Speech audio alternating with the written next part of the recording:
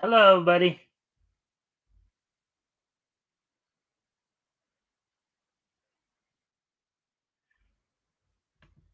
All right, so welcome to the Mikestand. Hopefully, everybody's having a good start to the week here. Um, yeah, of course, give people a few minutes to come in. Hopefully we'll see them soon. Um, Probably wait a couple minutes before I talk about what's on tap for tonight. So I hope everybody had a chance to check out the show last night and hear what we had to say.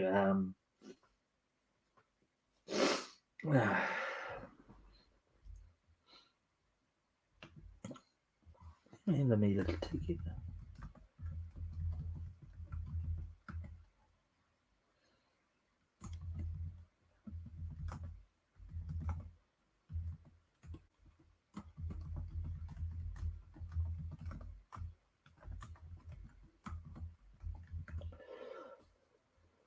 La la la la la la la la la la la. La la la la la la la la la la la. Let's see. Do do do do do do do do do do do do. Do do do do do do do do do do do. So let me. Actually, I'm gonna go off camera here for a moment, but I will put some music on there. I'll be right back.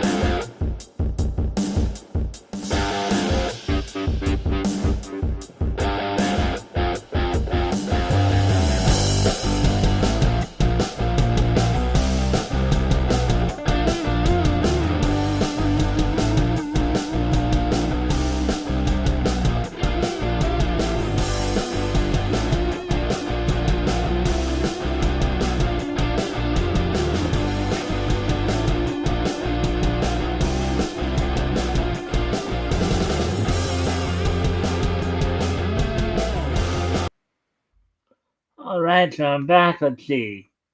Coming up on 3 minutes here, so I guess I'll talk about start talking a little bit about what's on tap for tonight. So I do have one article to go over tonight.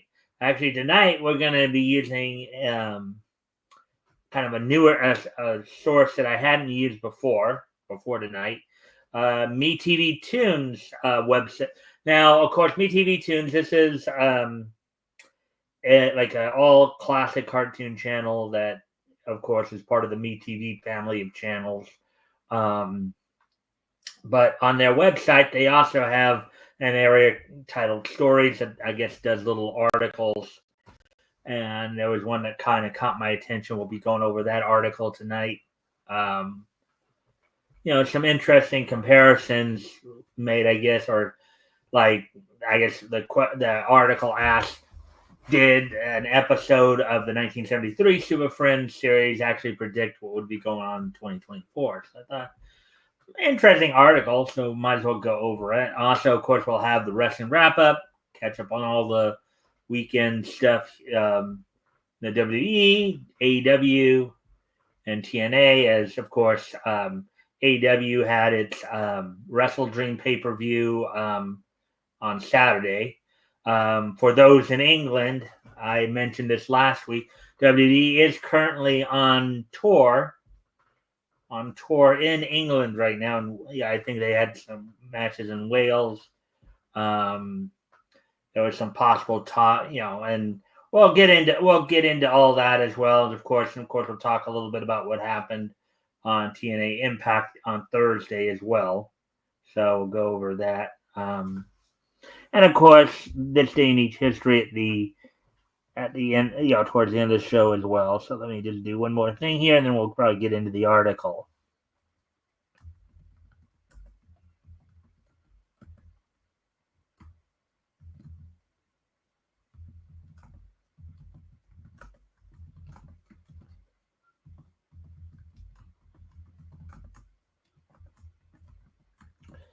And as always, if you guys can help out by liking and sharing the stream, see if we can get some more friendly people in here to engage. I'd be appreciated. Also, if anything here grabs your attention, Feel free to comment and or ask questions. I'll try to answer the questions to the best of my ability. So let me just do one more.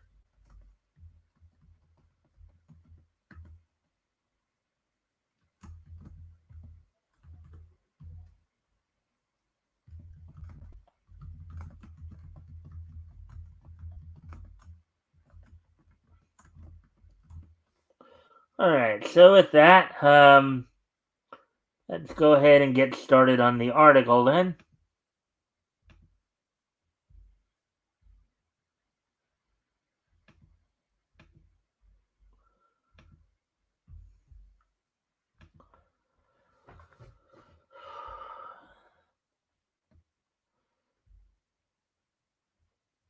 All right. So here we go.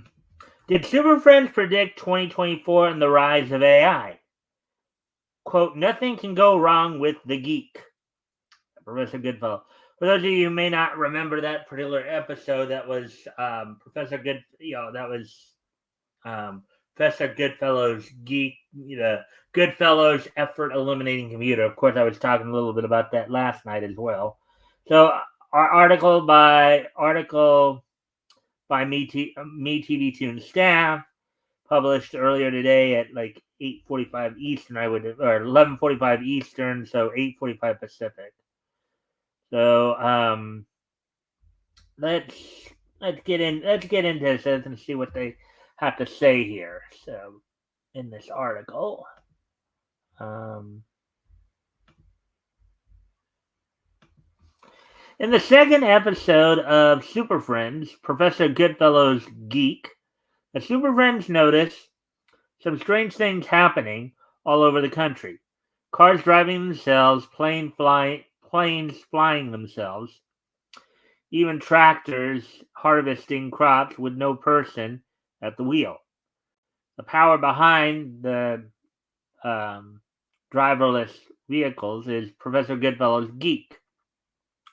Goodfellow's effort-eliminating computer, Professor Goodfellow, is a stubborn but well-intended scientist who believed his supercomputer machine will allow all of mankind to take a rest and not have to work so hard.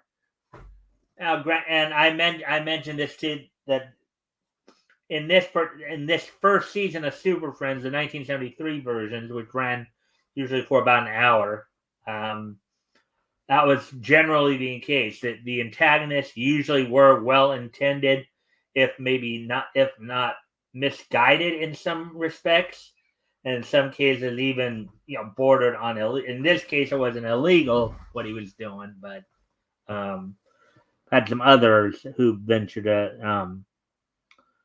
But anyways, let's see. Let's go on. So when the government turns down Goodfellow's invention, he makes it free for the public to use, even when Batman and Superman bring up concerns about the machine malfunctioning or being broken into, which kind of both scenarios kind of happen there. Yeah, let me make the print a little bigger where I can. Yeah. So, anyways, and in fact, it was for those. A mouse actually ended up getting into the computer and started messing things up. Only for them to have to call in Plastic Man, too, as I mentioned yesterday. Anyways, as we continue on with the article here.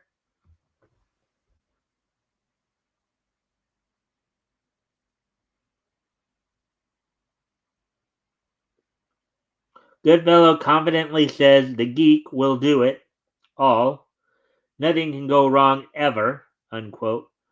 The rest of the episode highlights all of the ways the geek goes wrong, and how the Super Friends have to work around the machine's intelligence to turn it off, unquote. Mm-hmm.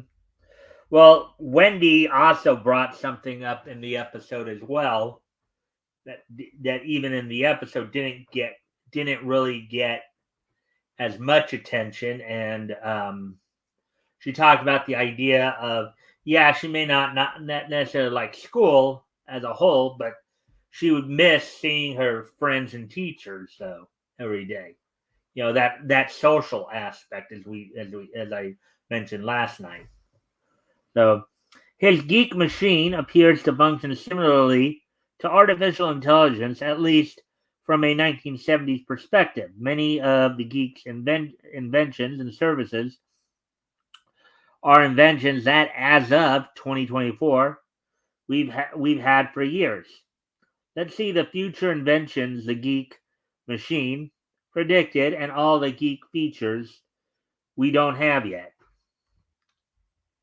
Driverless cars. Let's see.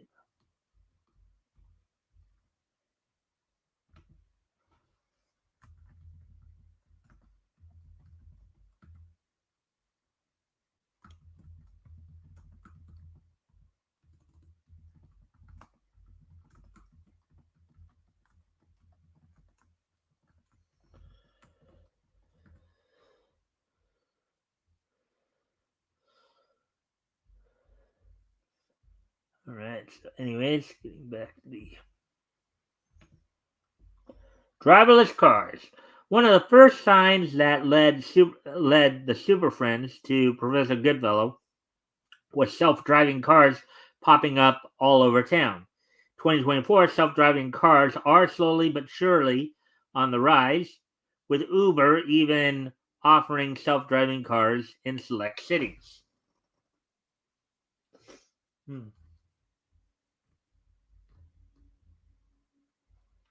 Manufacturing. Back at the Hall of Justice, Wendy and Marvin look into other self-driving vehicles and see self-driving forklifts and other factory machines.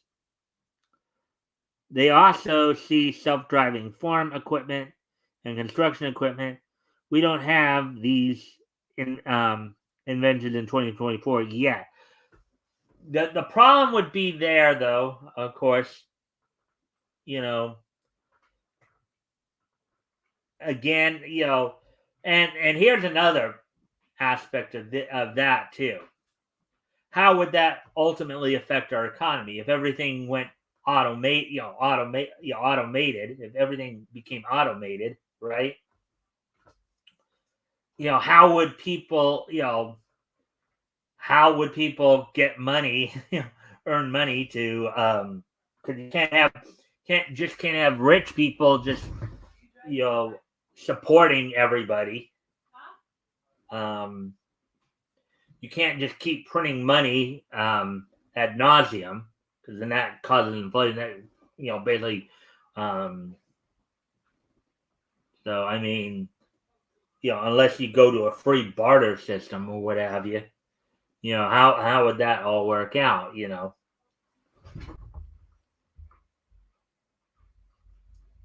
Cooking. When the Super Friends visit Professor Goodfellow and his geek machine, he shows them how it can be used for cooking by having it make ice cream floats and a cheese sandwich. A cheese sandwich that will later be the downfall of the geek. Yeah, because the cheese sandwich is what attracted the mouse that got trapped in the computer, right? That started wrecking the machine from within. That Plastic Man had to be called in to stretch his hand in to try to get the mouse to come out. So,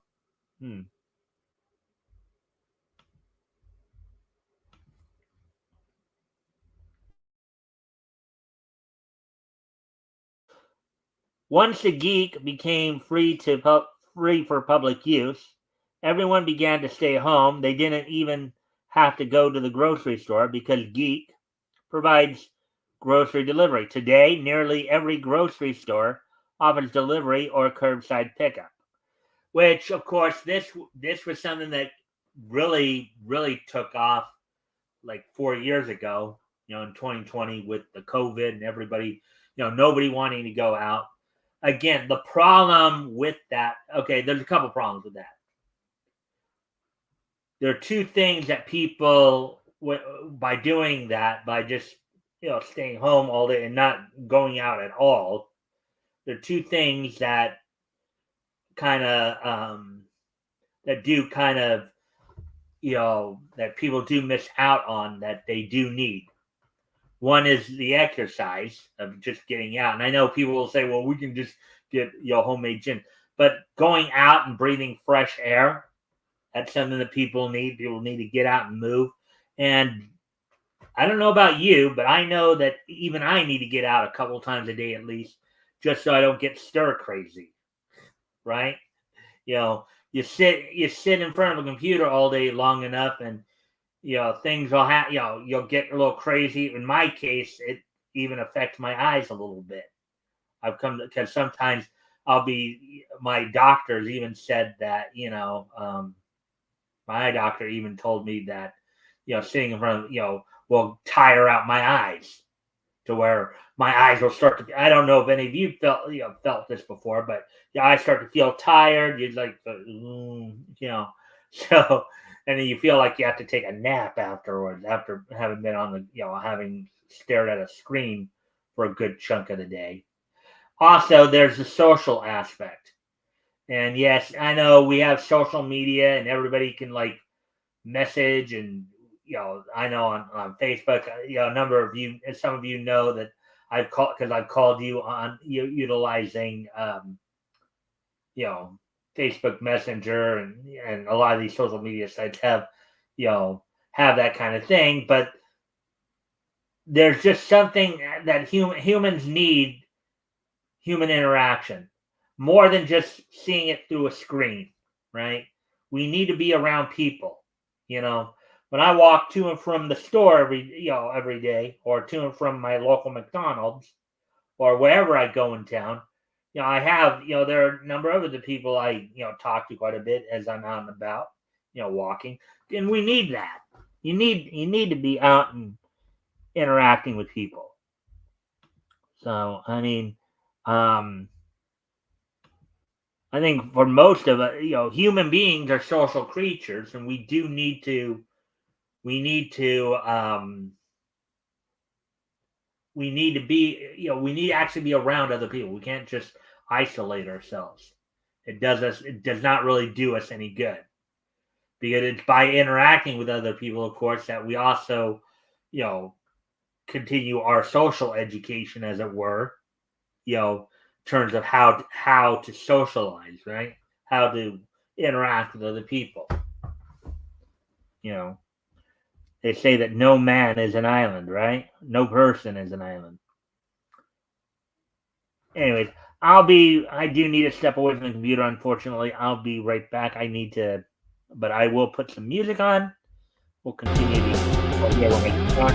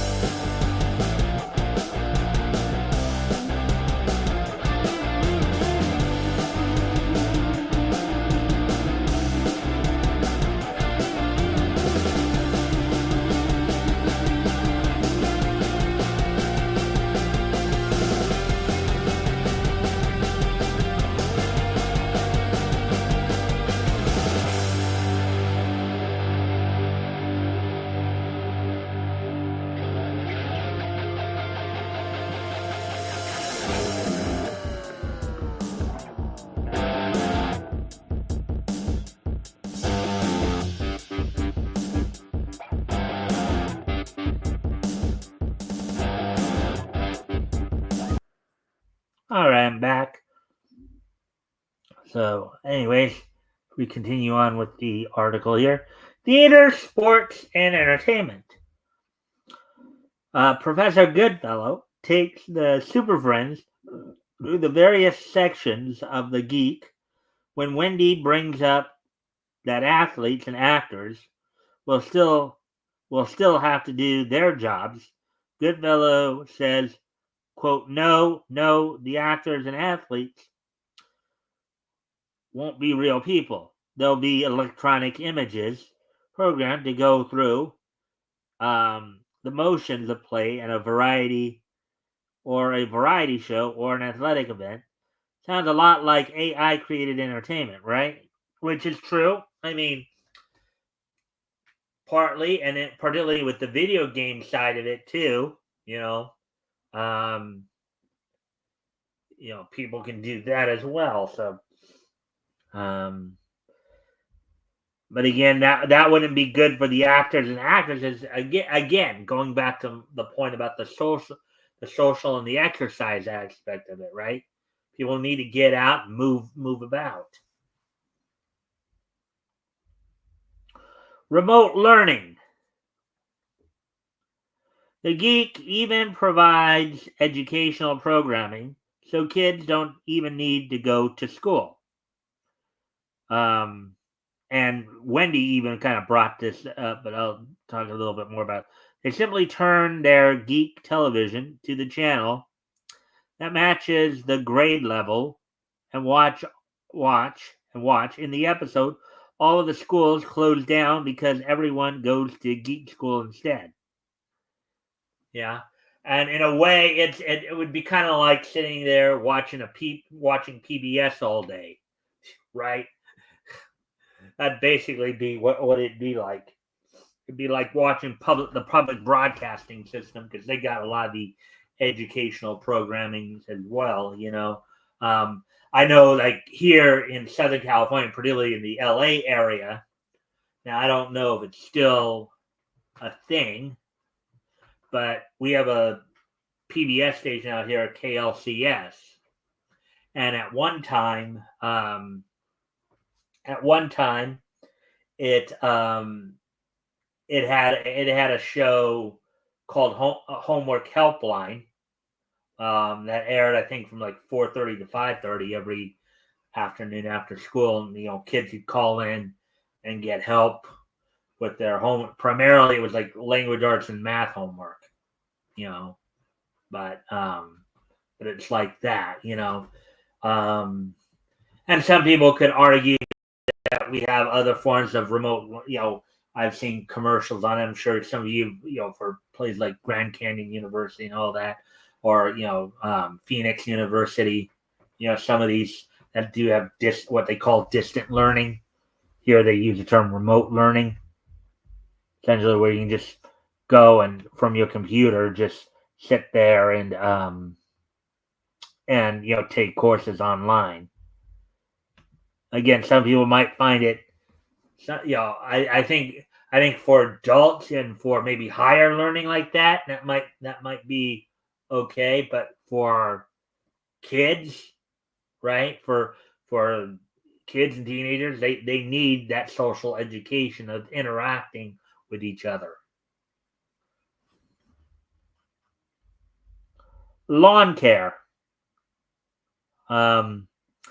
A geek lawnmower seems like a great idea until it starts mowing over Marvin's mom's flowers.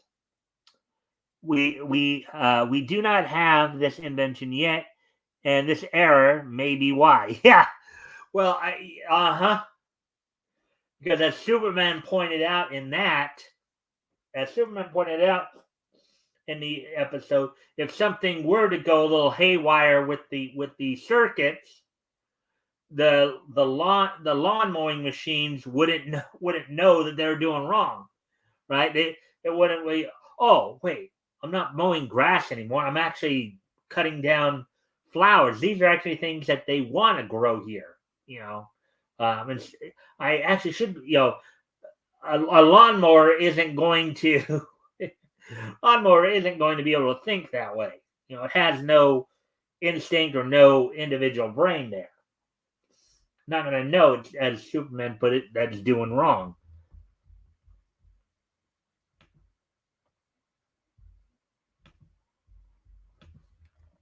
Let's see. Number 8, robot security. While we live in a world with Ring cameras and Alexis with security setting, Goodfellow's vision for geek security mostly focused on robot security guards, like this one stopping Wonder Woman from breaking into the geek factory. And again, the potential problem there is that, yeah, robots are good for, okay, following simple instructions like keep people out, keep bad guys out, but it's not going to know the difference between a bad guy and a good guy. It's not going to know not always going to know the difference between who should be there and who shouldn't be there, right? They're not going to have that higher level thinking. They're just going to be programmed keep people out, and that's exactly what they'll do, or let people in, and they'll so. Transportation. And as always, if you haven't already, you guys can help out by liking and sharing the stream. See if we can get some more friendly people here to engage. That'd be appreciated. Also, if anything here grabs your attention, feel free to comment and or ask questions. I'll try to answer the questions to the best of my ability. So, transportation, like the self-driving cars at the beginning of the episode, the geek fleet includes self-driving trains, boats, and planes. When the geek goes haywire later in the episode, a shipping boat needs a bridge to lift up, while a train is about to go over the bridge. The situation was luckily resolved by Superman, but this is an example of a few of the dangers of switching all transportation to driverless transportation. Because that's in the real world. If that situation were to happen, you're not going to have Superman there to lift up the bridge, to let the boat go under, and have the train, and he himself serve as as a portion of the bridge as well.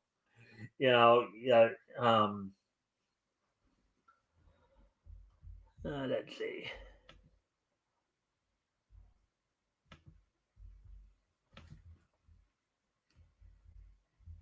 Taxi caller. This geek feature is kind of similar to Uber. To press a button on a pole, and it calls a geek taxi for you. Yeah, I mean, it's similar to Uber or whatever. I don't know what the other one was. I guess Uber. I don't know what the other service. I don't remember off the top of my head what the other service is called, but I think there's a couple of them that are pretty well known. Uber, and then can't think of the other name though. But anyways, okay, number 11, smart doghouse. Wonder Dog doesn't even have to get up to scare away the cat. He just presses a button, and the Geek Doghouse does the barking for it. While we don't have an invention that barks for dogs, we can currently buy buttons that allow dogs to talk to us. Yeah, smart doghouse might be a little bit of a stretch. I don't know if ultimately that would work too much, but yeah.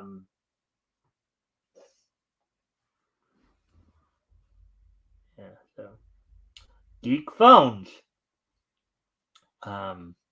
When geek phones goes haywire, when the geek goes haywire, the Super Friends cannot get hold of Professor Goodfellow because geek controls the phones too.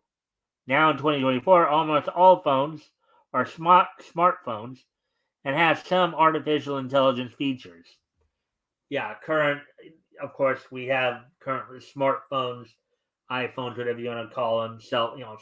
Basically, um, they can do multiple. They're just not phones. They have multiple features, including cameras, videos, and all that. So, let's see. Canoes. Professor Goodfellow has thought of everything. Wendy gets Marvin and Wonder Dog to put down their geek devices and go canoeing to get some exercise, only for the canoe to be a self-rowing geek canoe. We don't have this in our current era because, well, what would be the point of that? Exactly. Would be a point of a self-rowing canoe? I mean, again, as even Wendy would point out here, part of the whole idea there is to get some exercise, get your arms in motion, right? I mean, think about it. We have rowing machines and we've had rowing machines in gyms for what, the last 100 years or so. The whole idea of doing this motion works the arms, works the shoulders, and triceps and biceps and all that. Let me see.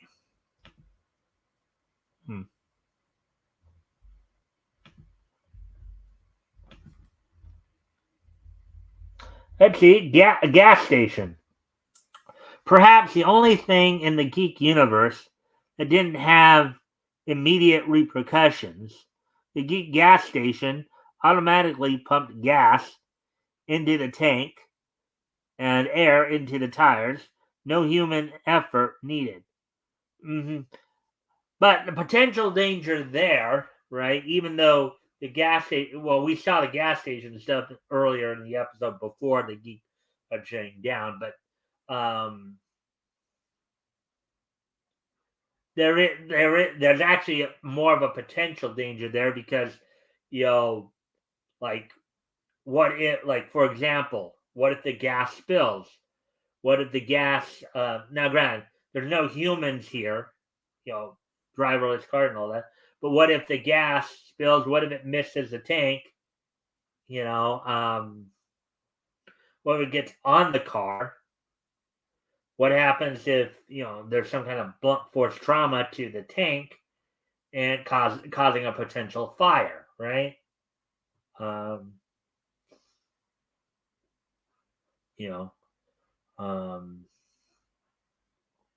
spark from a car's engine, with some spilled gas will probably blow the gas station sky high, as it were.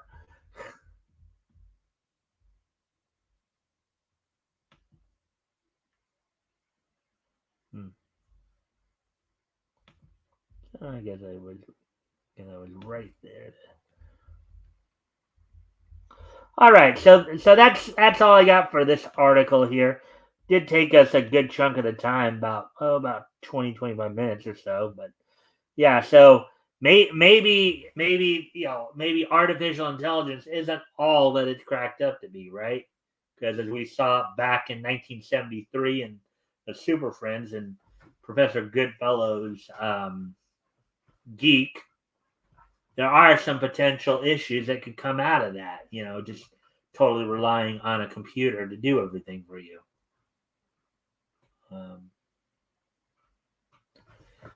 But anyways, we're going to now let me just take care of something here.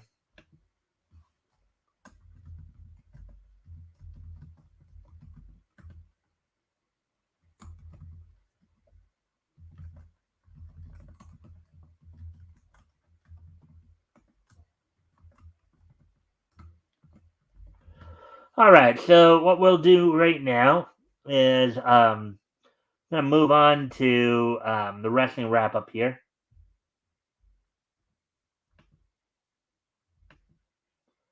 So first off, we're going to go back to last Thursday.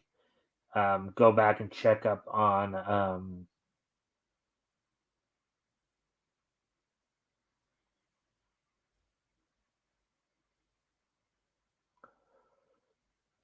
So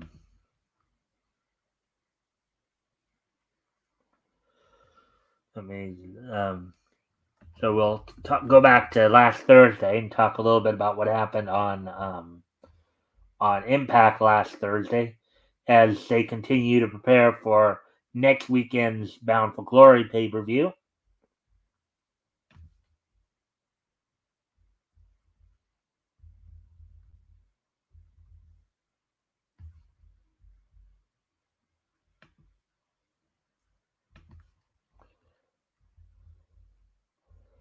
All right. So anyways, the show opened up with a 6-woman tag match in which TNA Knockouts champion Jordan Grace teamed with Sol Ruca and Masha Slamovich to defeat Rosemary, Tasha Steelz, and NXT's Wendy Chu. So you had Wendy Chu and Sol Ruca involved, from NXT as well. WWE's NXT as part of their. What happened towards the end of the match, though, was Masha Slamovich was about to get the pin, but Jordan Grace had tagged in and basically took which would eventually lead to a confrontation between the two later in the evening, later in the show, in which Jordan Grace, in trying to find Masha,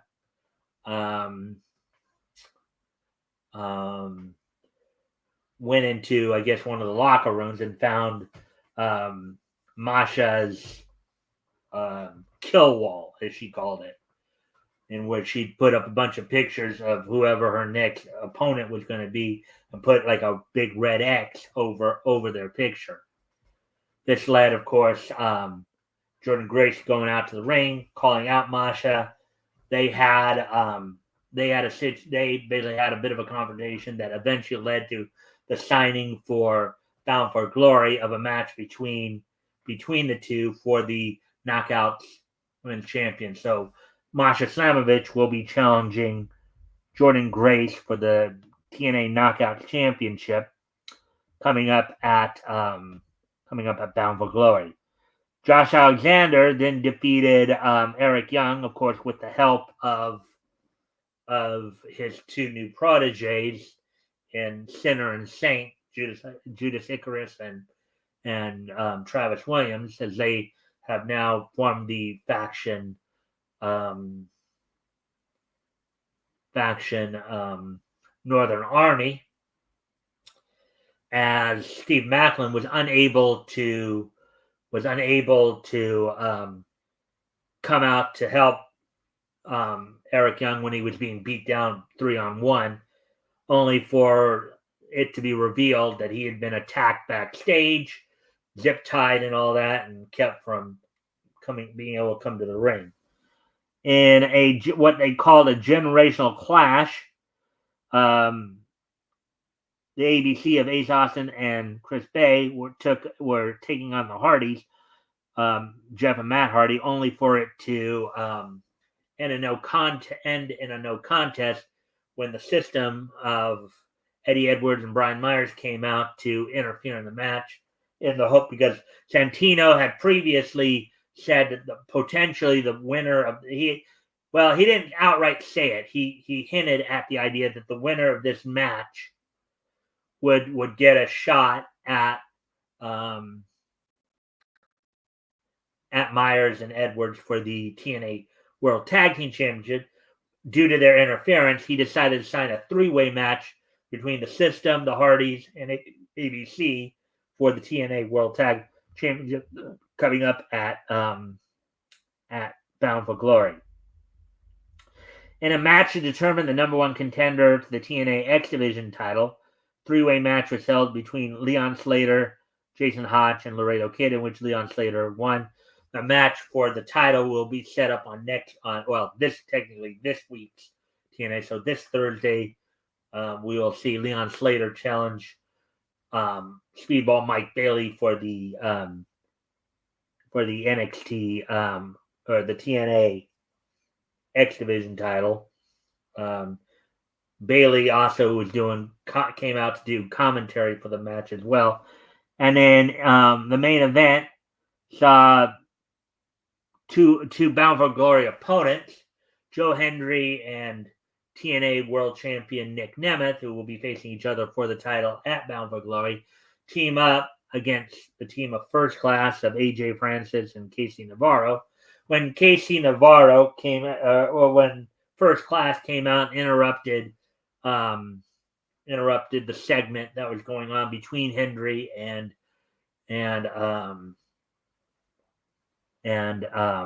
Nemeth.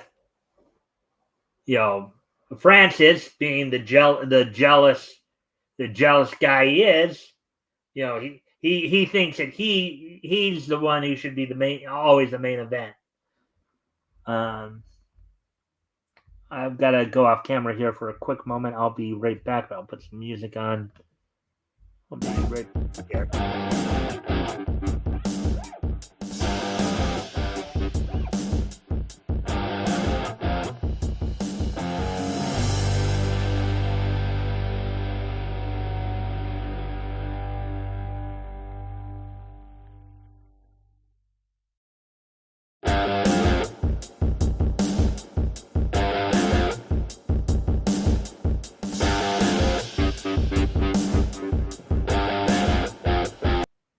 All right, so with that,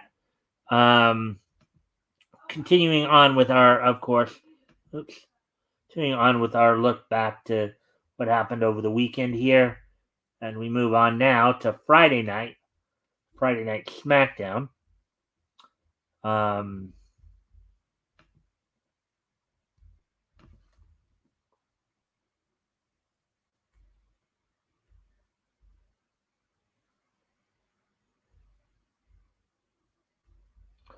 On Friday night SmackDown, as they were preparing to, the WWE was preparing on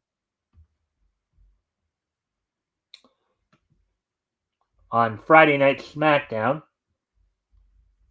LA Knight successfully defended the United States Championship against Carmelo Hayes. Bianca Belair and Jade Cargill successfully defended the women's tag team titles over NXT's Metaphor of Jakara Jackson and Lash Legend. In a non-title match, Naomi defeated Nia Jax. Solo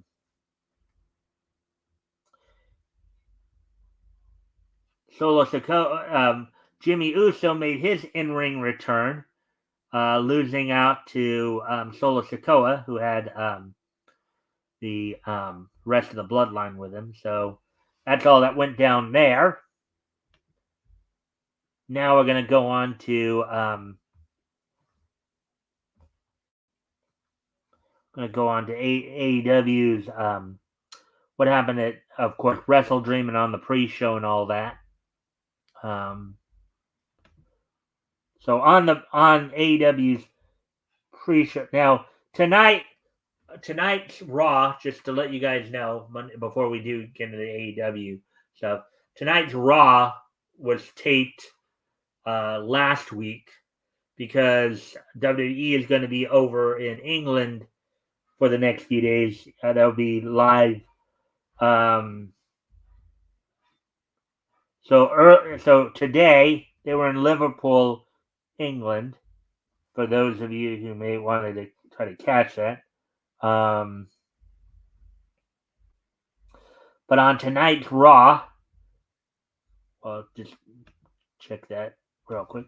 On tonight's Raw, Bianca Belair and Jade Cargill will be defending the women's tag titles against the Damage Control duo of Kairi Sane and Io Sky. In a number one contendership tournament first round match for the WWE World Tag Titles, the War Raiders make their return. Eric and Ivar make their returns from injuries to take on Alpha Academy of Otis and Akira Tozawa. R-Truth takes on The Miz, and what is said to believe to be R-Truth. Apparently, I guess they're possibly having him become a heel. Kofi Kingston will be taking on Braun Breaker, and then in a main event, we'll see in a women's tag match, current WWE World Women's Champion Liv Morgan teaming with Raquel Rodriguez to take on Rhea Ripley and Tiffany Stratton. So that's all going down on tonight's Raw. So now let's go back to talking about AEW and Wrestle Dream, which happened from this past Saturday. So first up on the pre-show, which aired on YouTube, of course, Wrestle Dream happened. Took place at the Tacoma Dome, Tacoma, Washington, this past Saturday. The pre-show saw Brian Cage become the new Ring of Honor World Television title. He defeated Atlantis Jr. In 11 minutes. Anna Jay defeated Harley Cameron in a one-on-one women's match. In a match that was initially, I guess, scheduled for the main show, only for it to find itself on the pre-show. The Acclaimed, former AEW World Tag Champions, the Acclaimed of Anthony Bowens and Max Caster defeated the M&M collection of Mason Madden and Mansoor, and with the wrestling return of Rico. Some of you may remember Rico from his time in the WWE or from his time in OVW. He came back to quote unquote manage Madden and Mansoor, and of course Rico, of course, had some connection to Billy Gunn, as he at one point had managed Billy and Chuck during their run together in the WWE. And then the main event for the pre-show saw 8-man tag match, the conglomeration of Orange Cassidy and Kyle O'Reilly team with the Outrunners of Turbo Floyd and Truth Magnum, Rocky Romero in their corner, to defeat the Dark Order duo of Alex Reynolds and John Silver, and Premier Athletes duo of Aria Davari and Tony Nese. So, who had, of course, Evil Uno, Mark Sterling, and Josh Woods in their corner. So that was the pre-show, and then what happened on the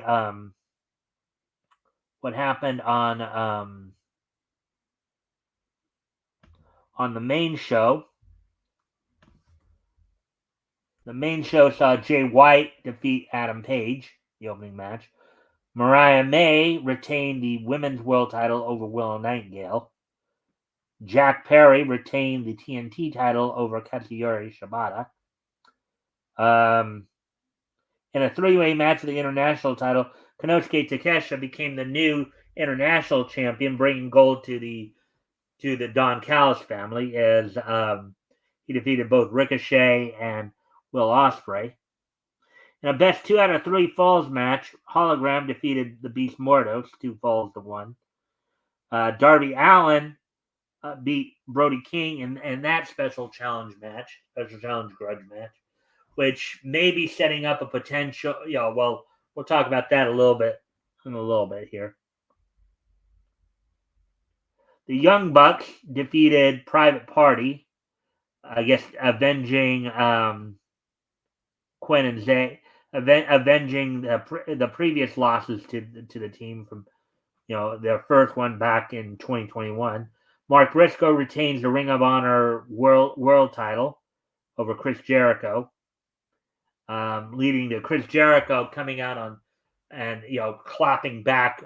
Fans are saying that he's selfish and he shouldn't be getting these big spots and what have you. And then Jon Moxley would defeat Bryan Danielson, basically retiring him.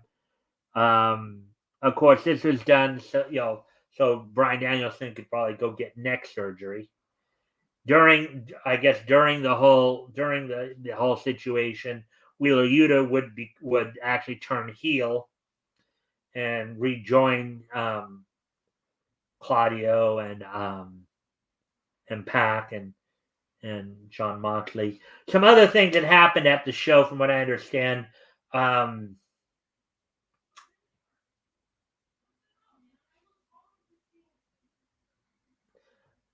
initially they were thinking of having Bobby Lashley make his debut,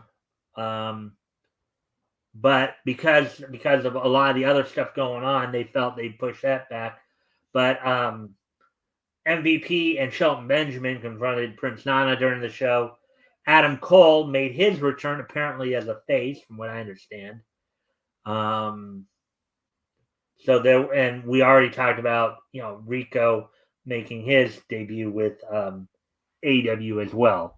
Now, whether or not Rico is a permanent sign or not, we don't know as of yet. So, but with that, so that's all I got for the wrestling wrap up. So now, with today being Monday, October 14, 2024, let's take a look back at this day in each history. So, let's see. 1949, right? 2019. Let's see, 20 and 1999. All right. So with that being said, let's go ahead. So first off, we're going to head back 75 years ago today. As on this date, 75 years ago today, Fiction House would actually release two significant issues: the 130th issue of Jumbo Comics and the 120th issue of Jungle Comics. Both went on sale on newsstands from Fiction House on this date back in 1940. So 75 years ago today, the 130th issue of Jumbo Comics and the 120th issue from Jungle Comics went on sale from Fiction House on this date back in 1949. Moving on to the next piece of niche history. On this date in 1999, which was 25 years ago today,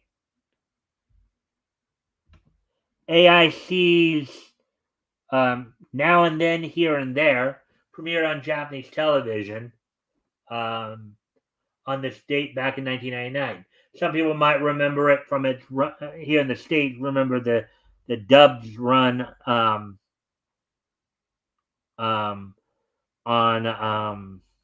like I think Sci-Fi, on Anime Select and Sci-Fi and all that, AZN television. But on this day in 1999, AIC's Now and Then, Here and There would premiere on the Wow network over in Japan. So,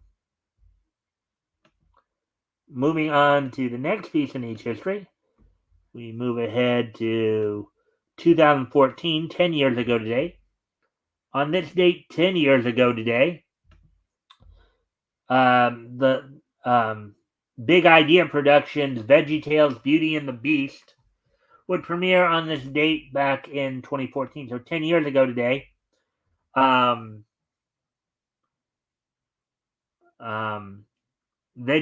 Beauty and the Beast, the 49th, I guess, VeggieTales movie or release, in which, of course, Kelly Pickler and Rob Paulsen would make their would be guests. So in this one, Beauty and the Beat, actually, Beauty and the Beat, BEET. So Maribel and her traveling family band, the Veggie-Tones, are on their way to a career-making gig at Vegetable Square Gardens. However, their car breaks down in a snowstorm and ends up in a ditch. So the family is stranded at the ski resort for the winter, which stalls their plans. Worse, Maribel's father angers the hotel's cranky manager, Mr. Beat, voiced by Rob Paulsen. Kelly Pickler was the one who was Maribel. And they are forced to cook, clean, and sing to pay for their room and board. Maribel tries to keep her family's spirits up while also trying to cheer up Mr. Beat and his staff. This video is a twist on the classic Beauty and the Beast story, and its theme is unconditional love. So on this date, 10 years ago, VeggieTales Beauty and the Beast from Big Idea Productions was released direct to video. And finally, 5 years ago, on this date, 5 years ago today, in 2019, during the during the smack or during Monday Night Raw, the Viking Raiders would defeat Robert Roode and Dolph Ziggler to become the new WWE Raw Tag Team Champions. And over in Japan, Lance Archer would defeat Juice Robinson to win the vacant IWGP United States Heavyweight Championship. So the Viking Raiders defeated Robert Roode and Dolph Ziggler for the WWE Raw Tag Team Championships on Monday Night Raw. And over in Japan, Lance Archer defeated Juice Robinson for the vacant IWGP United States Heavyweight Championship. So with that, I thank everybody for being here tonight. I hope everybody enjoyed the show. We'll be back here. Of course, we'll be back here with more Niche News tomorrow. Also,